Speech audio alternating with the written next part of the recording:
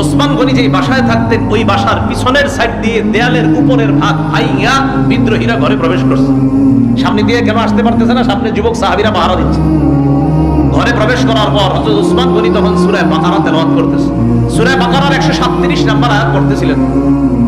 ওই মুহূর্তে একজন পাপিষ্ঠ পিছন দিক থেকে হযরত ওসমানের কল্লা বরাবর আঘাত করছে। হযরত ওসমানের দেহ থেকে কল্লাটা আলাদা হয়ে রক্ত পড়ে সূরা বাকারার 137 নম্বর আয়াতের উপর রক্তের ছিটা পড়ছে। ওই আয়াতটা হলো ফাসায়াকফিকাহুমুল্লাহ, তাদের বিরুদ্ধে আল্লাহ যথেষ্ট। এই আয়াতের অর্থ ওসমান গনি কোরআন তেলাওয়াতরত অবস্থায় শহীদ হয়ে গেলেন।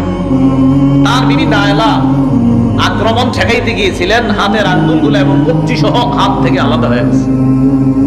হযরত ওসমান গনিকে শহীদ করে দেওয়ার পর এই জায়গাটা মনে রাখবেন, 35 হিজরির 18 জিলহজ মুসলমানদের একতা নষ্ট হয়ে গেল, আজও পর্যন্ত সেই একতা ফিরে আসেনি।